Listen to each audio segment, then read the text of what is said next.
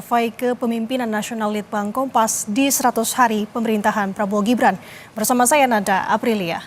Hari ini, saudara, hari ketiga, Litbang Kompas merilis survei tingkat kepuasan publik kepada Presiden Prabowo Subianto dan Wakil Presiden Gibran Raka Buming Raka di bidang penegakan hukum. Survei Litbang Kompas ini dilakukan dengan 1.000 responden yang dipilih secara acak dan tersebar di 38 provinsi di Indonesia. Survei ini dilakukan melalui wawancara secara tatap muka yang diselenggarakan pada tanggal 4 hingga 10 Januari 2025. Tingkat kepercayaan survei ini adalah 95% dengan margin of error sekitar 3,10% dalam kondisi penarikan sampel acak sederhana. Survei Litbang Kompas ini sepenuhnya dibiayai oleh Harian Kompas. Saudara, di 100 hari kerjanya citra kepemimpinan Presiden Prabowo berdasarkan survei Litbang Kompas menunjukkan citra sangat baik mencapai 15,7%, lalu responden yang menyatakan citra Presiden baik mencapai 78,4%, sementara yang menyatakan citra kepemimpinan Prabowo buruk sebesar 3,7%. Sejumlah responden juga menyatakan citra Presiden Prabowo sangat buruk sebanyak 0,5% dan yang menyatakan tidak tahu sebanyak 1,7%. Sementara citra kepemimpinan Wapres Gibran Raka Buming Raka menurut hasil survei Litbang Kompas menunjukkan 9,3% sangat baik, lalu 70,6% menunjukkan citra Wapres Gibran baik, sementara 14,2% menunjukkan citra Wapres Gibran buruk, lalu 2,3% menyatakan citra kepemimpinan Wapres Gibran sangat buruk dan 3,6% tidak tahu. Berikutnya kita lihat tingkat kepuasan publik terhadap kinerja pemerintah Prabowo Gibran di bidang penegakan hukum. Yang pertama, menuntaskan kasus hukum saudara terkait perampokan, pembunuhan, narkoba, perjudian, terorisme, dan sebagainya. Sebesar 71,8% menyatakan puas. Ini bertambah 15,7%. Sementara 23,5% menyatakan tidak puas. Lalu kedua, yakni ada indikator memberantas suap dan jual beli kasus hukum. Sebesar 57,5% menyatakan puas. Ini bertambah 14,3%. Sementara 37% menyatakan tidak puas, saudara. Ketiga, indikator menuntaskan kasus-kasus kekerasan aparat atau pelanggaran HAM. Sebesar 68,9% menyatakan puas, ini bertambah 13,7%, sementara 27,6% menyatakan tidak puas. Dan yang keempat, terkait menjamin perlakuan yang sama oleh aparat hukum kepada semua warga, 67,3% menyatakan puas, ini bertambah 8,2%, sementara 29,5% menyatakan tidak puas. Dan yang terakhir, memberantas korupsi, kolusi, dan nepotisme. 76,5% menyatakan puas, ini bertambah 22,7%, sementara 19,8% menyatakan tidak puas.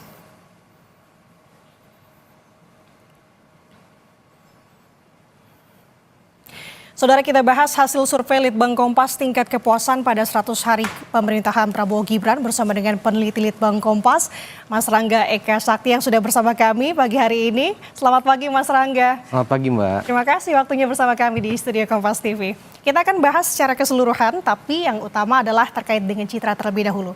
Bisa Anda gambarkan ini bagaimana cara bacanya Mas Rangga? Ya, kita memang mencoba untuk melihat ya citra kepemimpinan Pak Presiden Prabowo dengan Pak Wapres Gibran gitu. Dari sini kita bisa lihat bahwa memang citra itu artinya brand ya, brand yang ditangkap oleh publik dalam melihat Pak Presiden Prabowo itu sangat positif ya. Kita bisa lihat di sini kalau kita coba gabung antara sangat baik dan baik itu kan mencapai 94%. Ini menandakan bahwa sangat besar ya, mayoritas dari publik itu memang melihat kepemimpinannya Pak Prabowo itu dengan sangat positif. Begitu halnya juga sama dengan citra dari Pak Wapres Gibran begitu ya, dengan tingkat meskipun sedikit lebih kecil ya, tapi yang kalau kita gabung yang baik dengan sangat baik itu sangat tinggi di hampir sekitar 80%. Ini memang menandakan bahwa pertama modal politik dan sosial yang dimiliki oleh baik Pak Prabowo dengan Pak Gibran itu cukup besar untuk mengawali pemerintahannya, begitu Mbak. Oke, selain tadi yang Mas katakan selain modal politik dan sosialisasi begitu ya, apa saja sih sebenarnya indikator-indikator lebih spesifik yang mungkin bisa Mas Rangga jabarkan untuk angka yang sama-sama sebenarnya tidak terpaut jauh ya, 78,4% menyatakan baik, kemudian juga wapresnya di angka 70,6%. Apa saja sih Mas sebenarnya? Ya, jadi memang ini adalah citra itu kan tangkapan yang dilihat dari publik begitu ya Mbak. Bagaimana publik itu melihat kan kita coba perdalam juga melalui indikator-indikator yang lebih detail. Oke. Misalnya dalam melihat kinerja pemerintah itu kita ada indikator di bidang yang akan kita bahas ini penegakan hukum, kemudian nanti akan ada ekonomi, sebelumnya ada politik dan keamanan dan juga ada soal kesejahteraan sosial nantinya. Nah itu kemudian yang ditangkap oleh masyarakat dan termanifestasi dalam bentuk citra positif ini Mbak. Apakah kedekatan dengan masyarakat seperti kita tahu Wapres kita Gibran Rakabuming Raka kan senang sekali begitu ya, berusukan seperti ayahanda begitu ya.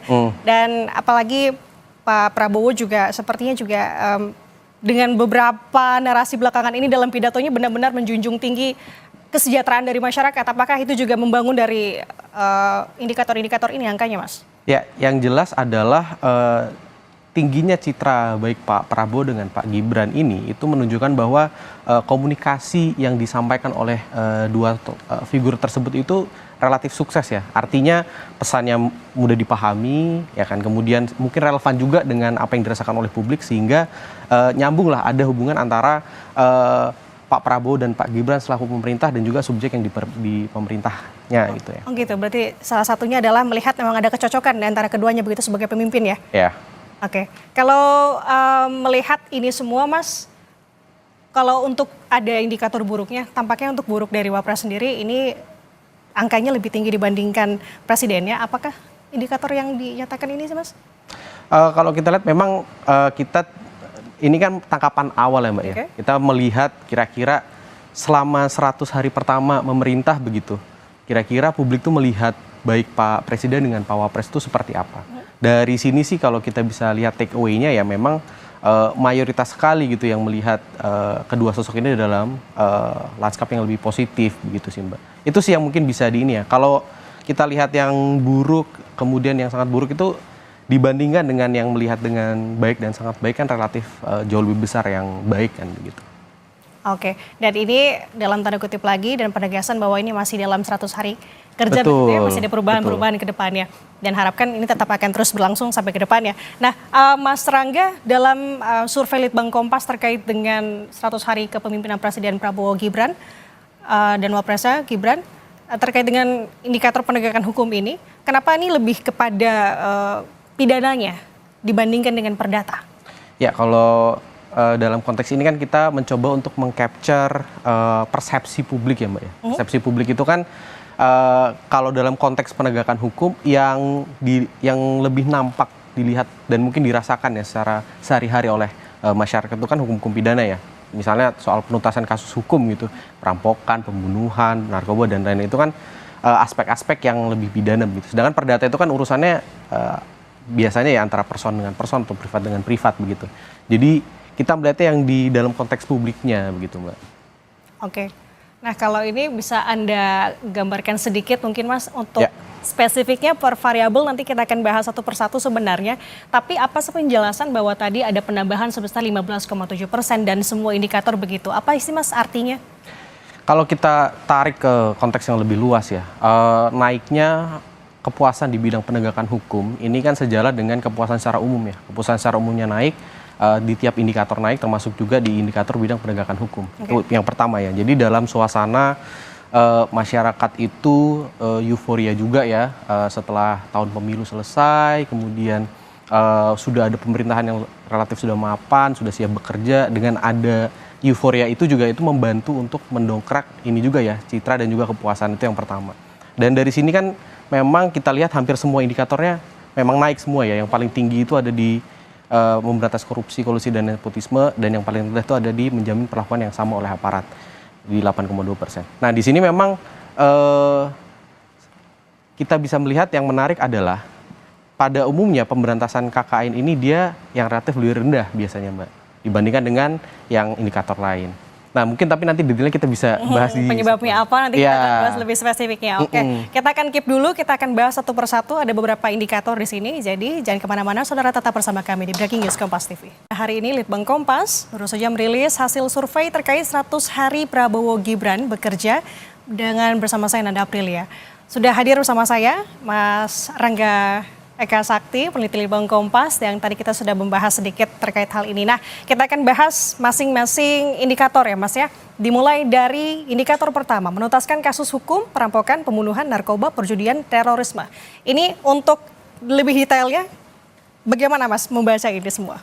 Ya, jadi dari sini kan terlihat ya bahwa yang puas tuh cukup besar, 71,8%. Meskipun masih ada cukup besar juga yang kurang puas ya, sekitar seperempatnya lah, 23,5%.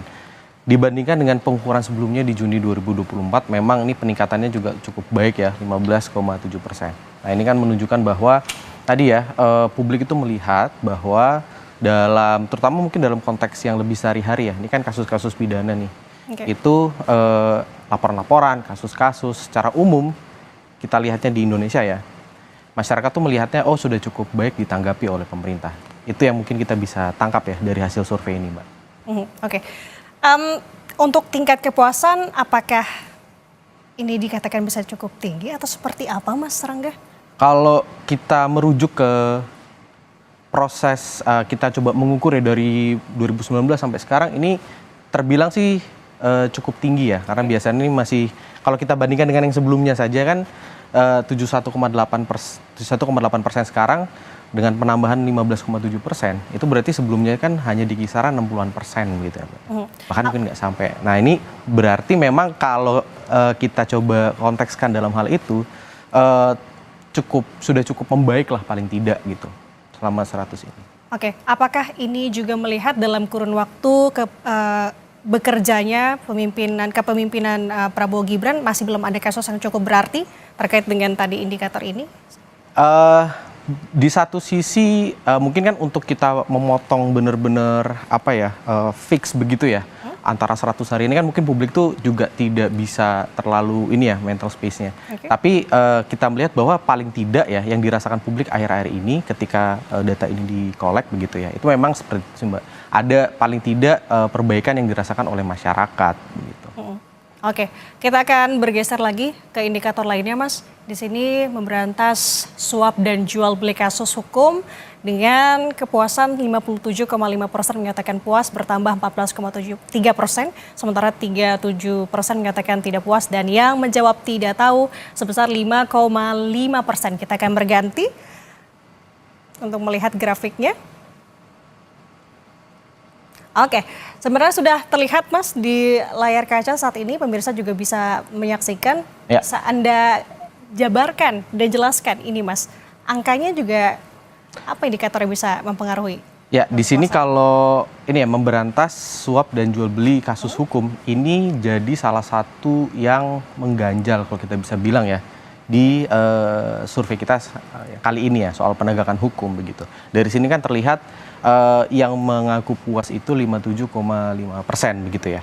Sedangkan yang mengaku tidak puas tuh cukup tinggi nih dibandingkan dengan indikator lainnya, 37%. Itu artinya lebih dari sepertiga dari masyarakat itu tidak puas nih dengan indikator di bidang ini gitu. Nah, meskipun masih ada koreksi atau penambahan ya dari pengukuran sebelumnya di Juni 2024 sebesar sekitar 14%. Kenapa? Kejanggalan apa tuh Mas? Jadi begini, ini kan menunjukkan kalau publik itu melihat kasus hukum itu masih bisa diperjualbelikan. Artinya ketika misalnya ada orang yang berhadapan dengan hukum, kemudian dia punya kapital dalam bentuk baik kapital politik maupun kapital uang begitu ya, itu bisa kemudian mengakali proses hukum. Ini yang paling tidak publik itu melihatnya 37% itu melihat seperti itu gitu Mbak. Nah ini kemudian akan nyambung juga dengan nanti aspek lain yaitu kesetaraan di mata hukum atau menjamin perlakuan yang sama oleh aparat. Oke, tapi kalau dengan pemikiran seperti itu bahwa dengan kekuasaan dalam tanda kutip ya masih bisa mempengaruhi dengan jual beli hukum, berarti untuk angka ini masih bisa dikatakan memang cukup tinggi setiap hasil survei atau seperti apa? Kalau kita coba lihat di beberapa hasil survei mungkin setahun 2 tahun terakhir ya, memang aspek pemberantasan suap ini juga jadi salah satu yang masih mengganjal juga di setiap kali survei begitu Mbak. Artinya memang ini kalau kita bisa lihat kenapa kok bisa hampir di setiap kali survei aspek ini selalu menjadi yang terendah atau kedua paling bawah begitu paling tidak. itu ada problem struktural yang mungkin belum bisa dibenahi. Nah ini mungkin titik-titik kritis di mana mungkin seperti kita tahu ya, di Asta Citanya Pak Prabowo itu kan memang banyak berbicara soal reformasi hukum dan lain-lain. Nah ini mungkin jadi salah satu titik kritis begitu yang perlu untuk dibenahi segera. Oke, meskipun kita tahu dalam 100 hari kerja pemerintahan Prabowo Gibran ada beberapa kasus seperti kita tahu yang sempat menjadi sorotan adalah kasus Ronald Tanur, di mana hakim juga disogok. Ini berarti tidak berpengaruh apa-apa dalam indikator ini? Ya, mungkin terkhusus kasus itu ya, itu bisa jadi berpengaruh juga ya, karena itu cukup diperhatikan oleh publik, kemudian kasusnya cukup menghebohkan ya, itu ya, di mana terdapat barang bukti yang sebegitu mengagetkannya begitu ya. Nah itu juga kemudian membentuk persepsi yang kurang lebih menghasilkan itu ya sekitar 37% publik itu merasa kemudian ya akhirnya itu buktinya gitu ibaratnya. Kasus hukum itu bisa juga nih dibeli dan lain-lain. Nah, ini yang kemudian makanya itu problem struktural itu tuh harus didekati juga dengan solusi-solusi yang lebih struktural juga begitu Mbak. Oke, itu tadi kuncinya. Nah kita akan bergeser ke indikator lainnya Mas. Mungkin juga bisa dibantu untuk indikator selanjutnya adalah menuntaskan kasus-kasus kekerasan aparat atau pelanggaran HAM. Nah ini menarik. Bisa Anda jelaskan terlebih dahulu untuk angka kepuasan juga tampaknya berbanding agak sebelumnya ya. Agak sedikit lebih rendah dibandingkan dengan poin-poin dua indikator tadi. Kenapa ya, Mas? Betul Mbak. Jadi memang kalau kita lihat kan di sini tingkat kepuasannya itu lebih rendah daripada tingkat kepuasan umum. Tingkat kepuasan umum kan 71,2%, sedangkan di sini tingkat kepuasannya 68,9%. Meskipun balik lagi ya, hampir semua indikator kan memang mengalami peningkatan. Di sini kan peningkatannya 13,7%. Kita tahulah dalam 100 hari terakhir ini ada beberapa kasus-kasus ya, yang bahkan terjadinya itu dalam rentang kurang dari 1 bulan begitu ya. Kasus ya penembakan yang terjadi di Semarang, kemudian yang terjadi di tol begitu ya. Itu kan menunjukkan bahwa masih ada problem yang harus segera dituntaskan terkait dengan kekerasan oleh aparat. Itu yang kemudian menyebabkan kenapa kok tingkat kepuasan dari publik dalam aspek ini tuh masih relatif lebih rendah dibandingkan dengan beberapa yang lain gitu. Berarti ini bisa dikatakan menjadi PR pemerintah juga nggak Mas? Artinya melihat bagaimana cara mereka menyelesaikan dari yang tadi beberapa kasus kan saya meng-highlight ada 5 kasus Mas yang belakangan ini dalam 100 hari kerja pemerintahan Prabowo Gibran. Tadi polisi tembak polisi, ada juga yang tadi kasus tol, kemudian ada penembakan yang di Semarang, siswa SMK. Nah bagaimana sebenarnya ini menjadi penggambaran bahwa ini masuk dalam tidak puas begitu Mas? Atau seperti apa? Ya, jadi gini, yang tidak puas kan cukup besar ya, sekitar lebih dari 1/4 ya, 27,6%, hampir 1/3. Untuk bisa mengecilkan yang tidak puas itu kan pertama persoalan kasus-kasus ini tuh harus diselesaikan dengan akuntabel dan transparan. Jadi bagaimana dari awal kemudian tersangkanya itu tersangka ditunjukkan, kemudian proses hukumnya seperti apa sampai tuntas itu kan harus dijelaskan ke publik sehingga publik bisa benar-benar yakin bahwa kasusnya benar-benar tuntas, bukan cuma dikasih mutasi, bukan cuma dikasih hukuman etik gitu misalnya. Jadi karena ada unsur pidana kan di sini. Itu yang pertama. Yang kedua adalah mungkin tingkat kepuasan ya dengan adanya tadi berbagai kasus ini kan masih cukup tinggi Mbak. Kalau misalnya kita bandingkan dengan taruh tahun 2022 itu ketika waktu itu terjadi beberapa peristiwa besar ya, termasuk Kanjuruhan, kemudian Sambo, Teddy segala macam ya, terutama yang terkait dengan kasus kekerasan oleh aparat dan juga pelanggaran HAM itu memang jauh lebih rendah daripada ini tingkat kepuasannya.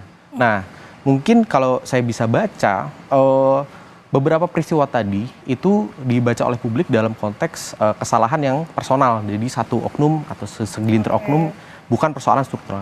Tapi untuk bisa menyelesaikan ini secara lebih tuntas begitu ya, itu memang diperlukan agenda yang lebih serius untuk mungkin ya membawa perubahan yang lebih tadi lebih struktural, entah di institusi Polri maupun di institusi TNI.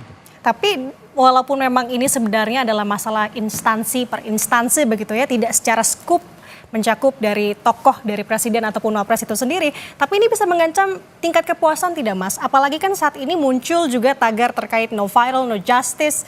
Nah itu apakah bisa berpengaruh bahwa buat apalah ngelapor kayak gitu-gitu Mas? Pemikiran seperti itu yang sehingga akhirnya menurunkan tingkat kepuasan lagi itu tadi? Pasti, makanya tadi ya ketika misalnya yang dirubah itu bukan cuman kasuistik ya, Jadi bukan cuma responsif ada satu. Responsif itu udah pastilah harus, karena ketika ada satu kasus yang besar pasti atensi publik ke sana. Tapi ketika perubahannya itu tadi ya lebih sistemik, dibikin sistem yang lebih rapi sehingga kemungkinan kejadian-kejadian pelanggaran HAM oleh aparat ini bisa lebih minim, itu kan tingkat kepuasan publik itu akan jauh lebih mudah untuk di-manage gitu Mbak. Ketimbang kita harus menyiapkan mitigasi krisis public relation gitu setiap ada kasus. Gitu. Nah oke itu. Nah ini kalau bahas soal ini kayak panjang ya Mas, kita akan bergeser lagi ke indikator lain, Saudara. Terkait masih dengan bidang penegakan hukum, selanjutnya ada indikator menjamin perlakuan yang sama oleh aparat hukum kepada semua warga dengan tingkat kepuasannya di 67,3%. Dan tidak puasnya di 29,5%. Kalau melihat dari tingkat tidak puasnya dibandingkan yang tadi, ini tampaknya cukup lebih tinggi angkanya dibanding yang tadi. Ya. Tingkat puasnya juga sebenarnya sama, tidak terpaut jauh begitu Mas. Ya. Bagaimana nih Anda membacanya? Ini memang jadi salah satu yang jadi ya. Ini nyambung juga dengan persoalan suap dan jual beli hukum. Jadi ketika misalnya publik itu melihat bahwa hukum itu bisa diperjualbelikan, kemudian suap untuk jual beli hukum itu masih marak, muncul juga persepsi di masyarakat bahwa tidak semua orang tuh kemudian punya posisi yang setara di mata hukum. Siapa yang kemudian bisa mempunyai tadi ya kapital, punya modal untuk disalurkan ketika sedang berhadapan dengan hukum, itu posisinya mungkin leverage-nya lebih tinggi gitu dibandingkan dengan mereka yang tidak punya. Nah, ini yang kembali lagi perlu akhirnya dibenahi dengan sistem yang lebih serius begitu Mbak. Ketika tadi ya ada satu kasus yang muncul yang mirip misalnya dengan kasusnya Tanur gitu misalnya ya. Ketika secara gamblang terjadi penyuapan begitu ya. Itu akan pasti mempengaruhi tingkat kepuasan di bidang yang ini nih. Dan juga tadi suap dan jual beli hukum. Jadi balik lagi ya, solusinya itu harus sistemik sih Mbak, harus struktur begitu yang dibikin. Berarti artinya ini menjadi sorotan masyarakat juga tentunya ya Mas, apalagi semisal ada perlakuan di mana laporan dari masyarakat ini tidak digubris, tidak lanjuti, ini berpengaruh tentunya ya. Tentu, dan itu juga tadi Mbak bilang tadi yang soal no viral no justice, ini juga sangat menggambarkan suasana publik bahwa pada akhirnya publik itu jadi tidak percaya untuk menyelesaikan kasus yang mereka alami itu lewat prosedur yang formal begitu, datang ke polsek itu misalnya membuat laporan dan kemudian ditangani. Akhirnya kan orang mengejar keadilan itu melalui tadi ya media sosial begitu, sampai akhirnya pemerintah atau pihak otoritas itu mengambil atensi ketika sudah besar begitu kasusnya. Oke, indikator ini juga bisa mencakup soal vonis-vonis nggak Mas? Seperti yang sekarang kan menjadi sorotan vonisnya Harvey Mois gitu kan. Dimana juga menjadi atensi dari Presiden bahwa dapat menyakiti hati masyarakat untuk vonis yang terlalu ringan untuk para koruptor tuh. Apakah ini juga bisa mencakup? Ya, itu salah satu faktor juga yang bisa membuat situasi ini ya, di mana tingkat kepuasannya relatif rendah, yang tidak puas juga cukup tinggi begitu ya Mbak. Karena korupsi itu kan kejahatan yang publik itu sangat rasakan begitu ya. Itu sangat berdampak pada semuanya kan Mbak. Kehidupan sehari-hari, infrastruktur dan lain-lain. Dan itu juga ketika kasus-kasus korupsi itu hukumannya relatif, bahkan dalam beberapa kasus seperti yang di Harvey Mois itu kan hakim memutuskan di bawah tuntutan begitu. Nah, itu cukup melukai perasaan keadilan masyarakat itu tadi begitu Mbak. Oke, tapi dengan sikap dari Presiden Prabowo Subianto yang langsung memberikan statement bahwa hal itu menyakiti hati masyarakat, kemudian juga memberikan atensi bahwa sebaiknya vonis ini untuk kasus ya sebenarnya tidak disebutkan spesifik untuk kasus Harvey Mois, tapi untuk vonis yang terlalu rendah untuk para koruptor, maka dia menyebut bahwa 50 tahun dan langsung menembak itu. Apakah menjadi efek kepercayaan juga untuk masyarakat bahwa yakin di pemerintahan Presiden Prabowo untuk sistem aparat hukum dapat mengadili seadil-adilnya ini bisa diberlakukan atau seperti apa Mas Rangga? Kalau dalam konteks persepsi publik ya itu tentu akan jadi nilai plus ya, karena publik melihat oh berarti Bapak Presiden ini serius nih dalam menghadapi problem korupsi itu. Tapi hal itu kan juga harus diimbangi juga dengan penguatan dalam aspek tadi ya struktur. Harus ada mungkin tambahan di undang-undang terkait dengan tipikor gitu misalnya, agar aparat-aparat penegak hukum juga punya landasan yang kuat ketika misal memang harus memberikan hukuman yang maksimal kepada para koruptor begitu, Mbak. Nah itu tadi landasan hukumnya ya harus jelas juga. Kita akan bergeser ke indikator lain, saudara. Kita lihat di sini masih dengan bidang penegakan hukum. Untuk indikator memberantas korupsi, kolusi, dan nepotisme dengan tingkat kepuasan 76,5%, Mas Rangga. Ya, aspek ini memang yang tingkat kepuasannya paling tinggi. Ini yang mendorong tingkat kepuasan secara umum di bidang penegakan hukum sampai di angka 71,2%. Angka yang sejak 2019 itu belum pernah nih sampai setinggi ini begitu. Kalau kita bisa lihat memang, dan penambahannya kita bisa lihat ya, 22,7% dibandingkan dengan pengukuran sebelumnya. Ini kan menunjukkan bahwa sebelumnya aspek ini justru yang paling rendah kan sebenarnya. Di bidang penegakan hukum begitu. Okay. Nah, dalam 100 hari terakhir kita tahu ada beberapa kasus yang sedang berjalan ya, yang melibatkan sosok-sosok yang cukup high profile begitu ya.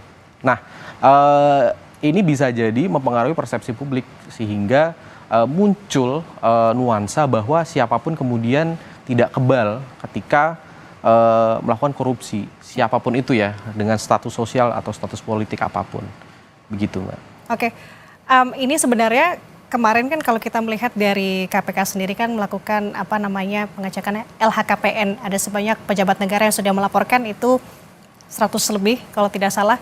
Nah, apakah dengan di mana kan ini juga mendapatkan atensi dari Presiden begitu ya, untuk pejabat negara khususnya ini bisa melaporkan LHKPN dan lain-lain sebagainya untuk meminimalisir atau mentiadakan terkait dengan korupsi itu setidaknya di dalam tubuh kabinetnya. Maka ini menjadi kepercayaan juga untuk masyarakat, untuk pemerintahan Presiden Prabowo.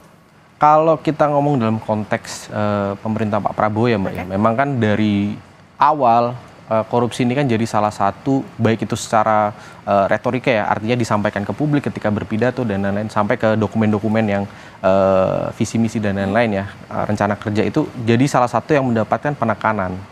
Ya kita bisa lihat mungkin di sini paling tidak publik itu menangkap adanya harapan gitu, harapan bahwa oh paling tidak kayaknya nih Pak Prabowo ini cukup serius nih untuk benar-benar mengatasi persoalan korupsi begitu. Namun kembali lagi ya, ini juga tetap harus dibuktikan dengan kinerja yang betul-betul tidak korup tadi begitu. Membacanya harus with a grain of salt bahasanya. Jadi memang harus diimbangi dengan pemahaman bahwa masih panjang sekali masa jabatan Pak Prabowo dan Gibran, sehingga harapan ini harus tetap dijawab begitu. Ini terkait dengan harapan begitu ya. Nah, berarti apakah yang kemarin sempat ramai juga terkait dengan pengampunan untuk hukuman koruptor ini berpengaruh juga atau seperti apa Mas kalau Mas Rangga lihat? Nah ini kan tadi ya, narasi pengampunan terhadap koruptor itu kan kemudian mendapat reaksi yang negatif kan dari publik. Dan dengan reaksi negatif itu kita bisa lihat kemudian pemerintah secara langsung akhirnya tidak melanjutkan gagasan itu kan, tidak menjadi formil begitulah ya. Nah, itu menunjukkan bahwa dalam konteks korupsi, saya rasa memang pemerintah cukup sensitif untuk melihat mood publik juga gitu. Oke.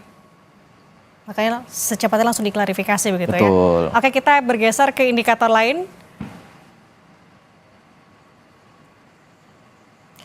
Oke, indikator semua tampaknya sudah kita bahas Mas, tapi untuk lebih lengkapnya lagi, kita masih punya yang lain untuk kita bahas terkait dengan bidang penegakan hukum di 100 hari pemerintahan Presiden Prabowo dan Wapres Gibran Raka Buming Raka. Tetap bersama kami di Breaking News Kompas TV.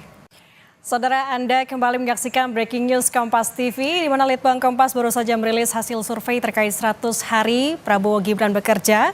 Bersama saya Nanda Aprilia dan sudah hadir pula Mas Rangga Eka Sakti, peneliti Litbang Kompas. Saudara, Litbang Kompas mensurvei tingkat kepuasan publik terhadap pemerintahan Prabowo Gibran dalam 100 hari masa jabatannya melalui 1.000 responden yang dipilih secara acak dan tersebar di 38 provinsi. Survei ini dilakukan melalui wawancara secara tatap muka yang diselenggarakan pada tanggal 4 hingga 10 Januari 2025. Tingkat kepercayaan survei ini mencapai 95% dengan margin of error sekitar 3,10% dalam kondisi penarikan sampel acak sederhana. Survei Litbang Kompas ini sepenuhnya dibiayai oleh Harian Kompas. Saudara, kami tampilkan kembali infografik mengenai tren tingkat kepuasan publik terhadap kinerja penegakan hukum yang terekam oleh Litbang Kompas dalam periode Maret 2019 Januari sampai Januari 2025. Menjelang akhir periode pemerintahan Joko Widodo dan Yusuf Kala, tingkat kepuasan publik terhadap kinerja penegakan hukum oleh pemerintah nyaris menyentuh angka 62,5%.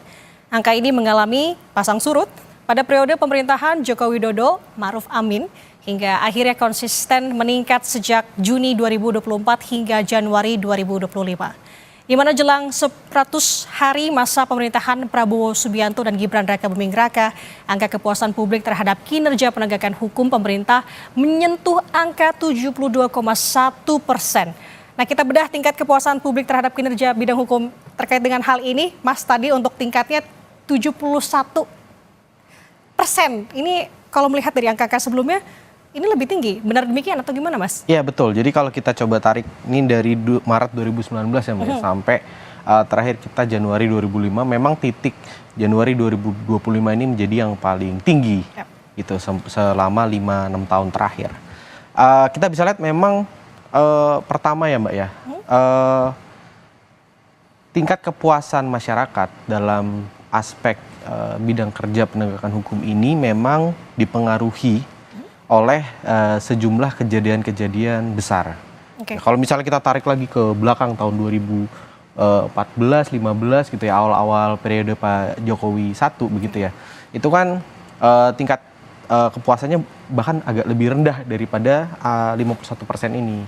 Karena waktu itu sempat ada kasus hukum yang cukup besar, yakni antara institusi KPK dengan institusi Polri pada saat itu, Cicak versus Buaya. Kemudian kalau kita bisa lihat juga di Oktober 2022 itu titik terendahnya ya, mulai dari Juni 2022, Oktober 2022 sampai baru terkoreksi di 2023. Kenapa itu kita demikian, bisa lihat karena memang 2022 itu jadi tahun yang kita bisa bilang cukup kritis gitu dalam konteks penegakan hukum. Di situ ada kasus Sambo, di situ ada kasus Kanjuruhan, ada kasus Teddy. Jadi benar-benar kasus-kasus yang skalanya itu sangat masif begitu ya, sangat besar sehingga punya kekuatan untuk merubah persepsi publik secara luar biasa begitu. Nah, mungkin dalam konteks sekarang ya kita memaknai kenapa kok bisa 72,1%, angka yang belum pernah terjadi. Bahkan untuk nyentuh 70% aja selama 5 tahun ini belum pernah kan. Itu memang ada 2 faktor tadi ya. Faktor pertama adalah euforia publik bahwa ini rezim baru, kemudian Harapan baru, pemerintahan baru, kantor baru, semua itu masih dalam suasana yang gembira, yang happy ya, dengan adanya tadi perhelatan politik yang sukses gitu. Itu yang pertama. Jadi posisinya euforia ini publik. Kemudian yang kedua adalah tidak ada kasus hukum dengan magnitudo yang sebesar beberapa kasus yang saya sebutkan tadi misalnya begitu ya. Sampai punya kekuatan untuk merubah persepsi publik secara masif dan merata begitu ya. Itu yang kedua. Dan yang ketiga memang kita juga bisa lihat retorika atau bagaimana Bapak Prabowo dan Pak Gibran, terutama Pak Prabowo ya, dalam menanggapi kasus-kasus hukum, kemudian memberikan afirmasi terhadap agenda-agenda perbaikan hukum ke depannya, itu juga bisa menimbulkan harapan, menimbulkan paling tidak selama 100 hari, karena kan 100 hari ini kan waktu yang cukup sempit ya dalam satu pemerintahan untuk membuktikan apapun begitu.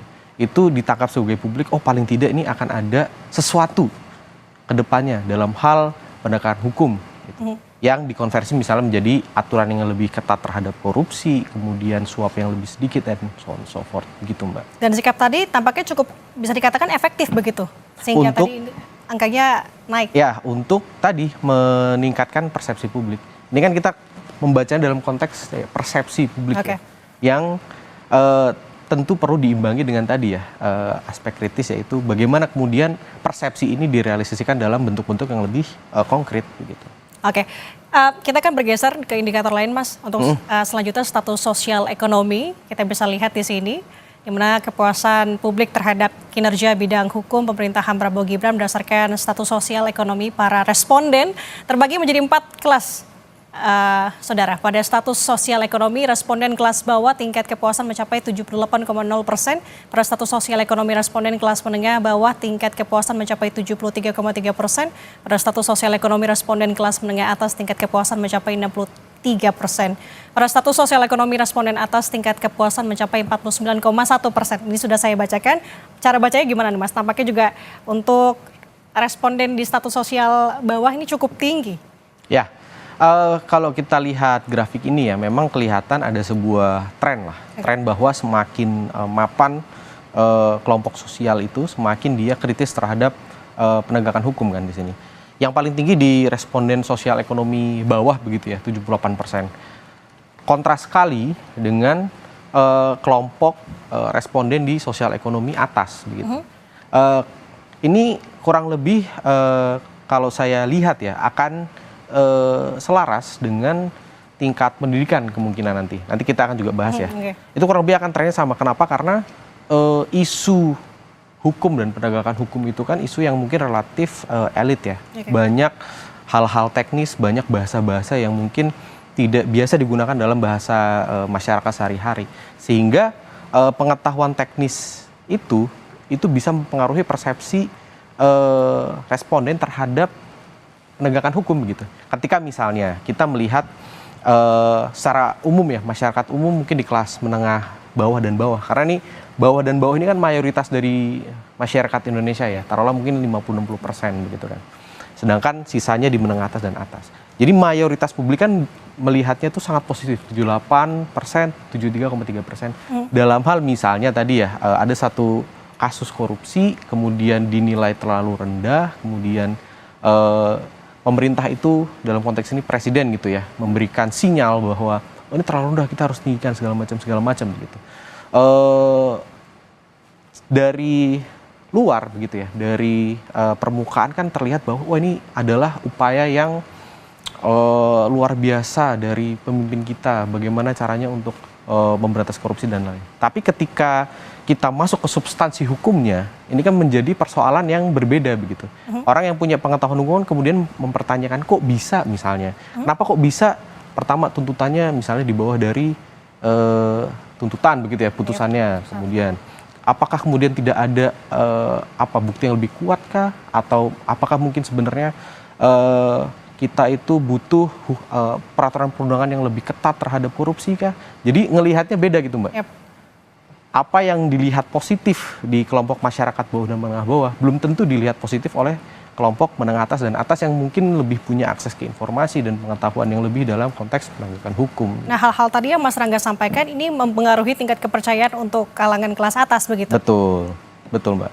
Kurang lebih begitu. Kenapa kok bisa tadi ya menjawab trennya bisa seperti ini, ada kontras yang luar biasa begitu. Ini kan beda dengan mungkin ya konteks ekonomi yang orang itu lebih bisa merasakan dalam kehidupan sehari-hari begitu.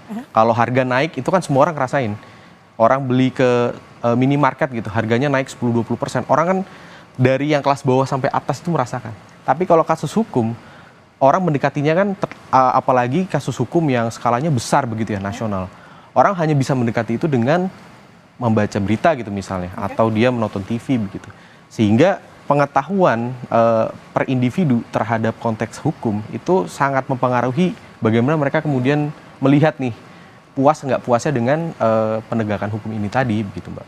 Nah itu menjadi perbedaan juga yang tadi Mas katakan cukup jomplang dalam masa sehari-hari. Nah tadi juga Mas Rangga katakan bahwa kita akan melihat juga dari tingkat pendidikannya seperti apa kalau ini untuk status sosial ekonomi. Kalau untuk pendidikan juga tampaknya tidak jauh berbeda. Betul. Gimana nih Mas untuk memaknai dari angka-angka ini? Ini kurang lebih kesimpulannya mirip ya, karena pasti integral, pasti kemudian tadi ya kelompok responden yang bawah, menengah bawah itu kan dia berkumpul di tingkat pendidikan dasar sampai menengah. Sedangkan menengah atas dan atas itu umumnya biasanya yang memiliki tingkat pendidikan tinggi begitu.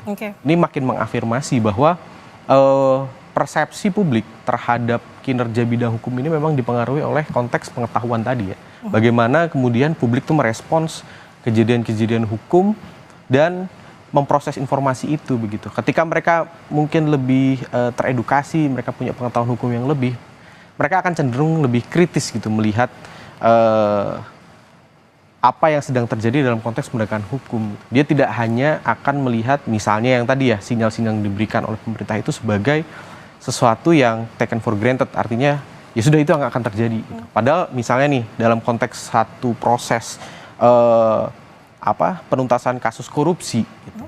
Ketika misalnya pun ya presiden sebagai kekuasaan eksekutif tertinggi memberikan sinyal atau perintah bahkan ya, untuk ini coba ditingkatkan atau diselesaikan dengan lebih keras begitu ya hukumannya, itu kan ada proses hukum yang harus berjalan gitu. Misalnya Kejagung dia harus banding lagi ke MA dan lain-lain. Itu kan proses hukum yang mungkin nggak semua orang tuh punya kemampuan dan kemauan untuk bisa memahami gitu. Ibaratnya kasus tadi kan mungkin bisa selesainya mungkin setahun, 2 tahun, bahkan mungkin lebih begitu. Itu yang kemudian kenapa kok tadi ya di secara sosial ekonomi dan juga secara tingkat pendidikan ini terlihat tren yang sangat kontras begitu antara yang rendah dengan yang tinggi begitu. Nah, apakah kontras juga dengan perbandingan usia? Kita lihat. Nah, bagaimana nih Mas? Kalau untuk usia malah justru di atas 60 tahun ini tingkat kepercayaannya tinggi. Ya, kalau saya membacanya sih mungkin begini Mbak. Kalau dalam konteks usia, justru yang menarik itu di kelompok 24 sampai 40 tahun. Jadi kelompok-kelompok Gen Z milenial inilah yang mungkin kebanyakannya milenial lah, yang mungkin dia sudah mengalami, dia punya akses yang cukup luas terhadap informasi ya, sudah cukup melek digital, mereka sudah cukup fasih lah ya untuk mencari informasi, dan mereka cukup mengalami konteks hukum yang cukup luas. 24-40 tahun kan ada mungkin paling nggak 5 sampai 10 tahun ke belakang tuh udah melihat gitu loh Mbak, apa aja yang sudah terjadi begitu. Sehingga melihat kasus-kasus yang terjadi dalam konteks penegakan hukum ini lebih kritis dibandingkan dengan mungkin yang lain begitu ya. Di kelompok usia muda di bawah 23 tahun mungkin baru bisa milih, baru bisa iya kan, masih cukup melihat kasus hukum ini ya permukaan lah, masih mungkin belum punya kemampuan informasi yang cukup luas dengan yang lebih senior begitu. Sedangkan yang 76,1% dan juga 79,4% di umur yang lebih senior ya 41 sampai 60 tahun itu mungkin kalau saya lihat ya mereka mungkin melihatnya dalam konteks yang lebih struktural. Artinya tadi tidak ada satu kasus yang sangat besar yang kemudian membuat mereka merasa oh ini ada kesalahan fatal nih dalam penegakan hukum gitu sih. Oke. Kalau bisa kita lihat gitu ya Mas, dari indikator-indikator tadi sebelumnya, angkanya memang kebanyakannya di atas 50%. Apa yang menjadi tantangan dari pemerintahan Prabowo Gibran untuk kemudian bisa menjaga angka-angka ini agar tetap eksistensi, agar tetap seperti ini? Ya, ibaratnya kalau kata orang-orang ya, kan semakin di atas, anginnya semakin kencang. Pasti juga sama halnya dengan ini ya, semakin tinggi ekspektasi publik. Tingkat kepuasan ini kan kalau dalam konteks 100 hari ya, mungkin kita juga bisa maknai sebagai ada harapan juga di situ. Harapan bahwa di kemudian hari itu kerja-kerja dalam konteks ini di bidang penegakan hukum akan semakin baik. Atau paling tidak sebaik sekarang lah, sebaik dengan janji-janji yang diberikan oleh pemerintah. Apabila harapan itu tidak dipenuhi oleh pemerintah, tidak menutup kemungkinan kemudian tingkat kepuasan itu akan menurun begitu dalam pengukuran berikutnya. Terlebih lagi dalam bidang penegakan hukum ini kejadian-kejadian yang tidak terduga kan Mbak. Siapa yang bisa menduga apa yang terjadi dengan kasus Sambo misalnya atau Kanjuruhan begitu ya yang sangat masif itu bisa merubah persepsi publik dalam waktu yang instan gitu. Dan bahkan bisa kemudian menimpa kerja-kerja yang sebelumnya sudah dilakukan oleh pemerintah dalam konteks ini. Nah itu yang perlu, kenapa saya tekankan lagi perubahannya struktural. Karena ketika mitigasi yang dilakukan hanya kasuistik, ketika ada satu kasus besar yang meledak begitu, kerja-kerja kasuistik tadi tidak akan mampu untuk menutupi kekecewaan publik. Itu yang harus jadi poin kritis mungkin ya, yang bisa dilakukan oleh pemerintah ke depannya. Sikap ya Mas, bisa digarisbawahi sikap pemerintahan seperti apa dengan perubahan-perubahan cepat itu. Oke, kita masih ada informasi-informasi lainnya, tapi tetap bersama kami, saudara. Informasi lainnya akan kami hadirkan usai jeda. Anda kembali menyaksikan Breaking News Kompas TV bersama saya Nanda Aprilia dan bersama dengan saya peneliti Litbang Kompas Rangga Eka Sakti. Saat ini, saudara, Litbang Kompas mensurvei tingkat kepuasan publik terhadap pemerintah Prabowo Gibran dalam 100 hari masa jabatannya melalui 1.000 responden yang dipilih secara acak dan tersebar di 38 provinsi di Indonesia. Survei ini dilakukan melalui wawancara secara tatap muka yang diselenggarakan pada tanggal 4 hingga 10 Januari 2025. Tingkat kepercayaan survei ini mencapai 95% dengan margin of error sekitar 3,10%. Dalam kondisi penarikan sampel acak sederhana, survei Litbang Kompas ini sepenuhnya dibiayai oleh Harian Kompas. Mas Rangga, tadi kita sudah bahas banyak sekali indikator-indikator, kita bisa melihat lagi terkait dengan penegakan hukum secara garis besar dari indikator-indikator ini, apa yang kemudian menjadi evaluasi untuk pemerintah Prabowo Gibran? Kalau kita mengingatkan ada asta cita yang digaungkan, apalagi soal hukum, ada reformasi hukum. Apa yang bisa Anda... Ya, jadi untuk konklusi juga ya Mbak ya, bahwa kalau kita lihat memang tingkat kepuasan di bidang penegakan hukum ini kan peningkatannya cukup besar tadi ya, 14,7%, kemudian all time high dari 2019 begitu. Namun kalau misalnya kita bisa dibandingkan dengan bidang kerja lain, sebenarnya bidang kerja penegakan hukum itu yang paling rendah tingkat kepuasannya dibandingkan dengan yang lainnya. Yang lain itu berapa sampai 80% lebih. Itu yang pertama ya, bahwa meskipun naik, ini masih menjadi titik kritis dari kinerja pemerintah sebetulnya. Itu yang pertama. Yang kedua, ini juga sejalan dengan agenda tadi, reformasi hukum yang disampaikan oleh Bapak Prabowo terutama ya, dari zaman kampanye sampai sekarang sudah menjabat begitu. Namun kalau kita bisa lihat memang sampai saat ini paling tidak ya, itu kan belum ada konsepsi yang lebih clear terkait dengan reformasi hukum. Apa itu reformasi hukum, bagaimana bentuknya, itu kan memang masih belum ada paling tidak dokumen yang resmi yang menyatakan ini bentuknya seperti ini. Gitu. Masih dalam sesuatu yang abstrak, masih konsep gitu kan. Nah mungkin survei yang kita lakukan ini itu bisa jadi paling tidak menunjukkan ada beberapa hal loh yang publik lihat dan itu perlu untuk segera dibenahi. Yang pertama misalnya soal pemberantasan suap dan jual beli kasus hukum, di mana tingkat ketidakpuasan yang paling tinggi 37%, tingkat kepuasannya paling rendah hanya di kisaran 57,5%. Artinya apa? Artinya memang publik itu masih melihat bahwa ada problem struktural nih, di mana hukum yang harusnya rigid, yang harusnya tidak bisa dirubah-rubah lagi, itu ternyata masih bisa dengan menggunakan tadi suap dan jual beli begitu. Itu yang pertama, itu problem struktur yang harus dibenahi dan mungkin bisa didekati lewat agenda reformasi hukum. Itu yang pertama. Yang kedua adalah soal sama menjamin perlakuan yang sama oleh aparat hukum, kesetaraan. Ketika suap dan jual beli kasus hukum masih marak, orang tidak mungkin akan percaya bahwa semua itu bisa sama di mata hukum. Ini kemudian jadi hal yang perlu dibenahi juga secara struktural. Yang ketiga adalah soal penuntasan kasus-kasus kekerasan aparat. Nggak bisa kita hanya bisa ngelihat oknum satu gitu. Kalau oknum-oknumnya banyak nanti jadi satu mabes begitu ibaratnya kan ya. Nah itu juga harus didekati dengan solusi yang tidak bisa tadi kasuistik, harus struktural. Bagaimana reformasi hukum nih yang masih abstrak itu bisa didekatkan dengan problem-problem yang dirasakan secara real oleh masyarakat. Dan tadi ya perubahan agenda reformasi hukum ini saya rasa akan bisa membawa perubahan yang lebih dirasakan atau mungkin bisa menjaga tingkat kepuasan publik ini dibandingkan dengan aksi-aksi performatif. Mungkin sekarang kita lihat aksi-aksi performatif artinya yang menunjukkan ke publik ya bahwa ini akan ada ini akan ada itu. Itu dalam jangka waktu pendek mungkin bisa mendongkrak. Salah satunya kan di soal pemberantasan korupsi ya. Tapi ketika misalnya aksi performatif itu lama-lama publik jenuh begitu ya. Jenuh dalam artian kok tidak ada perubahan yang signifikan dalam hal penegakan hukum, kok begitu-begitu aja, masih no viral no justice. Nah itu lama-lama publik juga tidak akan jadi kebal gitu, ibaratnya minum antibiotik dia akan kebal gitu dengan itu lagi. Jadi perubahan yang harus dilakukan itu perubahan yang alih-alih ya performatif, itu lebih struktural tadi. Oke, itu tadi masukan-masukannya dan tentu harapannya dari hasil survei Litbang Kompas ini juga bisa mungkin menjadi rujukan begitu ya untuk pemerintahan Presiden Prabowo dan Wapres Gibran Raka Buming Raka. Apalagi punya cita-citanya reformasi hukum begitu.